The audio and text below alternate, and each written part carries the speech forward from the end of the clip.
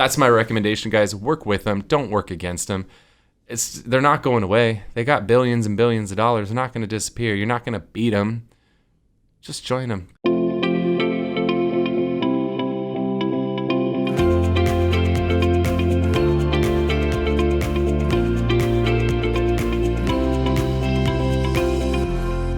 Welcome to the Whissel Way Podcast. My name is Kyle Whissel with eXp Realty in San Diego. My name is Bryan Koci. Mm-hmm. Oh, that was a solid intro. Dynamite drop in there, Bryan. Thanks. So the Whissel Way Podcast, our goal is to give you the tools and techniques that you need to go out there and crush it in your business, whether that be mortgage, real estate, or really any business out there. The way that we like to do this is to really answer the questions that you have. Best way to get your questions to us is to ask them in our Facebook group, The Whissel Way. If you want to get connected with the Facebook group, go to thewhisselway.com. While there, you can not only join the Facebook group, but you can subscribe to the podcast or the YouTube channel, which this podcast is on both podcast and video via YouTube. So You can always watch it as well. And if you want to see, like that we're hanging out here drinking a little Orange Avenue Wit from Coronado Brewing Company locally. Bryan is usually drinking a milkshake, but I'm not. He's but holding off I until do later. Want to work that into the show. You want to work out like the milkshake of the week? Yeah, it's always gonna be Oreo. Bryan is a creature of habits. Yes. Once he finds something he likes, does it over and over and over again. Yes. All right, Bryan, what is the question today? So the question that I wanted to get in today is something that I think there's a lot of misinformation about. I think there's a lot of fear about. And I think there's a lot of scarcity mindset around where I think if we kind of shift the mindset of a lot of agents, this can be something that could be a very scary situation into a very, very profitable and positive situation. Okay. I was going to ask if you knew what I was talking about. We already talked about that. So the topic of today is iBuyers. So before we even get into how we can utilize them and not be afraid of them, kind of explain what the iBuyer process or what it is for those that may not be familiar.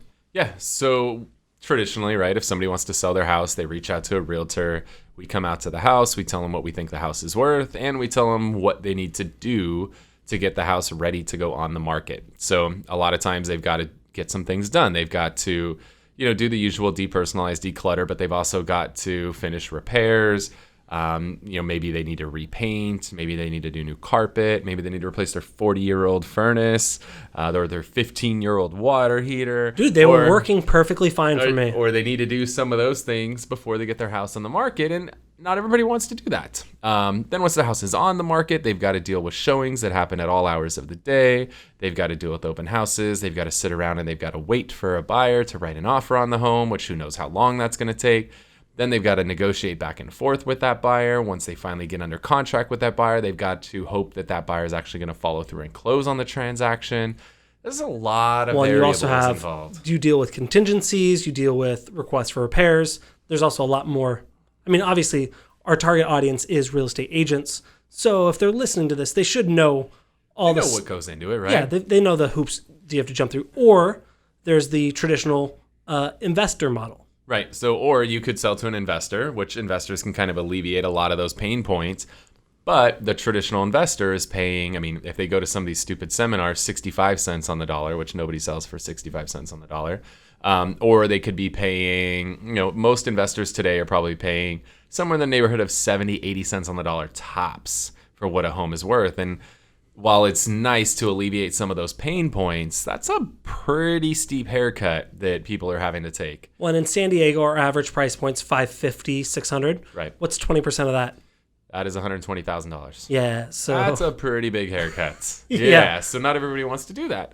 So the traditional route, lots of work, lots of headaches, lots of stress, lots of uncertainty.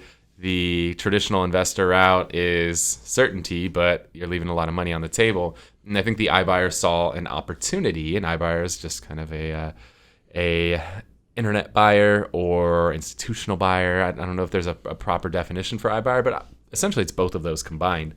And so these guys have come in with a solution that just allows somebody to sell their home without all the headaches of the traditional route, but also not have to leave a lot of money on the table like they do with a investor route.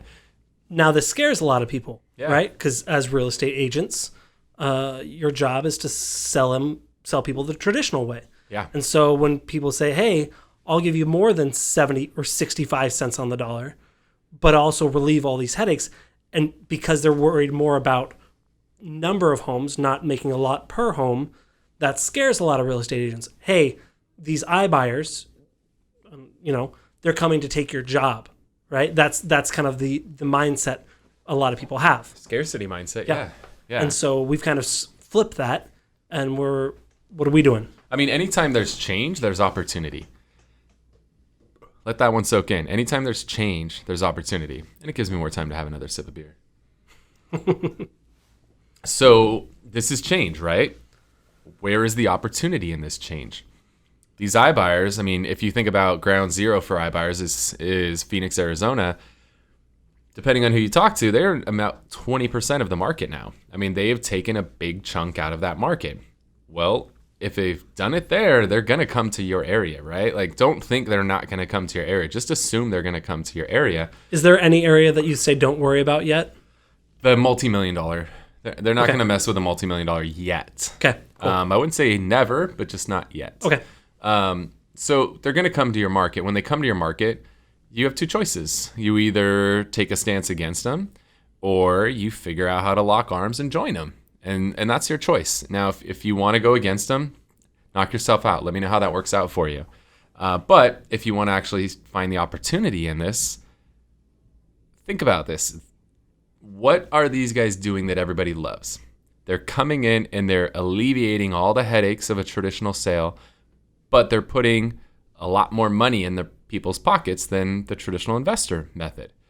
People like that. All right, well, how do you avoid missing out on these opportunities with these different iBuyers? Well, let's figure out how we can work with them, and then let's figure out what can we do that they can't do.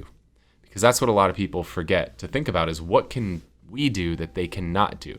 Well, let's say Zillow comes in and makes an offer on the home. Zillow can make an offer on that home. Open Door can come in and they can make an offer on that home. OfferPad can come in and make an offer on that home. Singular is what you're emphasizing. None of them can make multiple offers on that home, because why would Zillow show you what Open Door is willing to pay? Why would Open Door show you? Why would they share what OfferPad's willing to pay? Like, they're not going to share what the other people are willing to pay. That's where you come into play. Most of these iBuyers have programs where they'll cooperate with agents and they'll allow you to take a little bit of commission. Even if they don't have a program that allows you to take a commission, there's nothing that says you can't tack a little commission on top in exchange for providing a service. So what you can do is you can go and meet with a homeowner and let them know, hey, one of the beautiful things about working with me versus, selling your home to iBuyer A is that I'm not going to just come in and give you one offer. I actually have relationships with all of the iBuyers in town. I will curate offers from all of these and present multiple options to you. I know people who are, building marketing campaigns around, hey, call me and I'll give you X offers in X days. Like, there's people that are building campaigns around that. That's a pretty cool idea, because none of those iBuyers individually can do that. But you can if you take the right stance and figure out how to work with these guys. So think about this. Those are the big three, right? Zillow, OfferPad, and Open Door. Think about, all right, well, what if I tell people I can give them four different offers? What's three? Hold on. I can give you but four wait, different there's offers. More. But wait, yeah. So you come in and you sit down with that homeowner and say, all right, option A is sell your home to Zillow. Option B is sell your home to OfferPad. Options, C is Open Door. And option D is we put the home on the market traditionally. And you just lay the options out there for that particular person. And now, none of the four options are going to be the same. Traditionally, listing the home with you is going to ultimately result in the highest number. But you never know, right? I mean, these guys are paying some pretty decent numbers for these properties. But now you're at least laying the options out there in front of that seller. Now, if I sit down and I meet with somebody and I present all these offers and somebody's like, hey, you know what? I want to go with with iBuyer A. I want to take their offer. And if I can maybe make a percent off of that, I'm okay with that. I mean, right? We just talked. The average price in San Diego now, it's just at $600,000. If I make $6,000 and I just sat down for an appointment for an hour, that's a decent return on investment. Now, how much would you make if you referred someone in San Diego? If it's a 25% referral fee? How does? If somebody referred a client to me here in San Diego, I mean, we're not supposed to talk about like what we charge for commissioning. There's like some rules against that and stuff. Should we bleep that part out? We can talk about if you want to charge a percent. We just don't talk about what we charge. But typically it's between 20 and 40%. Is that safe to say? Referral fees? Yeah. 20-40% referral fee is pretty normal. Okay. So that's what I was talking about, referral fee percentages. Yeah, so I mean, think about that, guys. You could sit down with somebody and just, you're doing them a service, right? You're giving them the options and saying, here's option A, here's option B, here's option C, and here's option D. And option D is putting your home on the market with me. More often than not, they're going to put their home on the market with you because the offers from the iBuyers, rarely are they paying full market value. Might be close, but rarely are they paying full market value. And while a lot of people are willing to pay a price for convenience, what is that price? How much is somebody willing to pay for that convenience? Well, if that number's big enough, the spread between the convenience and listing with you, more often than not, they're going to go with you. You know, statistically speaking, depending on who you talk to, 95% of the time, people that get an offer from an iBuyer are not moving forward with that offer from the iBuyer. Well, if you come in and you present them with 3 iBuyer offers and they don't go with one of the iBuyer offers, guess who they're probably going to go with? Are they going to be like, oh no, this guy, he's a jerk. He just gave me 4 different, options.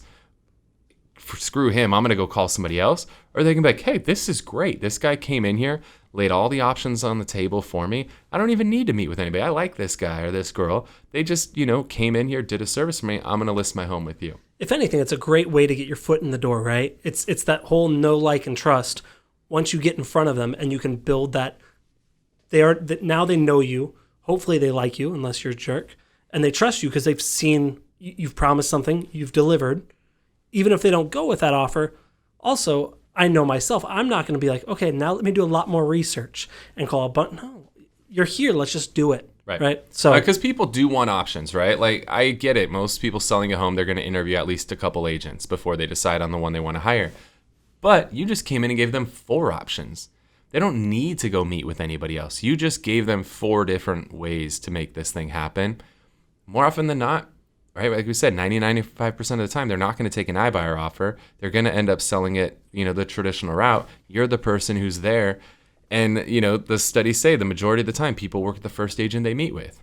Whether it be a seller or a buyer, they typically work with that first agent. So leverage this, guys. 1, you're doing what's best for this client, right? You're truly helping them explore their options. And 2, by doing so, you now put yourself in the pole position to be the one they select should they not go with an iBuyer. Should they go with an iBuyer, there's nothing that says you can't charge a fee for the service that you just provided. So that's my recommendation, guys. Work with them. Don't work against them. They're not going away. They got billions and billions of dollars. They're not going to disappear. You're not going to beat them. Just join them. Figure out how to work with them and how to help your client in the process. And so those are the big 3. I know a lot of brokerages are also starting to kind of introduce this idea as well. So this isn't going away. It's just kind of starting and rolling. Yeah, I mean, EXP's done a great job. They built out a program called Express Offers. Locally here in San Diego, they have 5 different investors. I could take any property here in San Diego. I could submit it to the Express Offers portal, and I'm going to have 5 offers that I'm going to be able to present to that homeowner. So there's 5, and then if you wanted to go the extra 3 with there's the other 8 big plus you 9. I mean, you're giving people options. People like to have options. Cool. That's what I got for you guys. So next thing, the way we like to wrap the show up, we like to do a little segment we call the Whissel Widget of the Week. And this is something that we're utilizing our business that we're huge fans of. Some of these things save us time. Some of these things save us money or make us more money.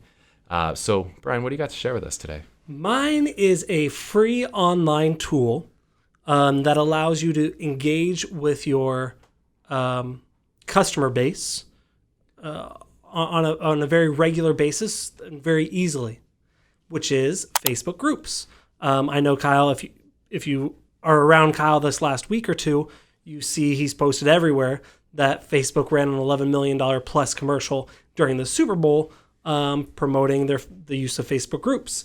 And so we have a couple different groups that we have created, we've owned. And what's really great, and people always ask the difference between a group and a page, and I won't go into it much, but the long story short is a page is one person talking to everyone in the audience, right? It's your person on stage giving a presentation.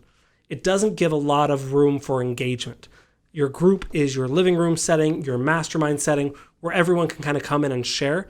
It's great because they feel some ownership with it. And then if you're owning it, you're controlling kind of the content, the tone, but also you're controlling you're setting yourself apart as the expert. So if you want to join our Facebook group for real estate agents, go to thewhisselway.com. You can join there, and also the YouTube channel and this here. Awesome. My widget.